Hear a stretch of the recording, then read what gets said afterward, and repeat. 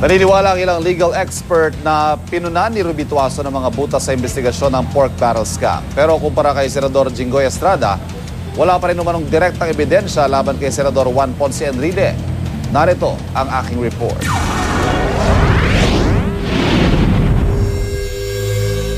The whole truth and nothing but the truth in this proceeding. Kindly nod your head. Thank you. Inabangan ang pag-upo ni Ruby Tuason sa witness stand ng Senate Blue Ribbon Committee.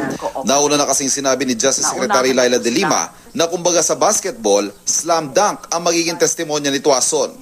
Sa tingin ng mga legal experts, slam dunk nga ba? Naniniwala si UP Professor Rowena Daroy Morales na naging mabigat ang testimonya ni Tuason kung dati raw ay may mga butas sa mga detalye sa testimonya ng ibang whistleblower. Ngayon may lumantad na siya mismo nagabot ng umano'y kickback sa ilang inaakusang senador. Ang mga narinig natin dun sa affidavits ng mga, kung ano yung mga accounts sa media ng ating mga whistleblowers, A, B, C, L, M, N. O kaya biglang may H sa gitna. What Ruby Tuason did was to provide A, B, C, D, E, F. Yes, ibig sabihin ng personal knowledge, nakita, naamoy, nalasahan, narinig, nahawakan. In other words, alam mo, hindi base sa akala, ang rinig ko. Todo puri si Senadora Miriam Defensor Santiago kay Tuason bilang saksi. At hindi nga lang daw slam dunk, kundi bullseye ang tingin niya sa testimonya ni Tuason. You're an eyewitness. That is, in the words of the Secretary of Justice, slam dunk evidence. Or, in my own words, that is bullseye. Malakas din ang tingin ni Ateneo School of Government Dean Antonio Lavinia sa kredibilidad ni Tuason bilang isang testigo. Bukod sa paraan ng kanyang pananalita na diretsyo, tila wala rin daw siyang pag-aalinlangan.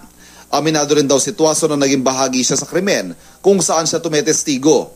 She was really admitting against interest. Very, very important yan for credibility when you're saying something that is bad about yourself. Tahas ang itinanggi at isinantabi bilang puro kasinungalingan ni Senador Jinggoy Estrada mga pahayag ni Tuason. Pero sapat kaya ito para makalusot siya? Yeah, I think she provided a lot of details. Daming po yun.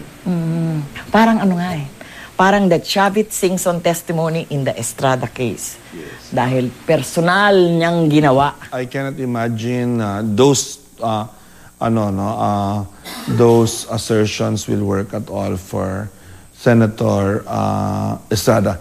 Frankly, it's hard for me to imagine now an escape for him, no?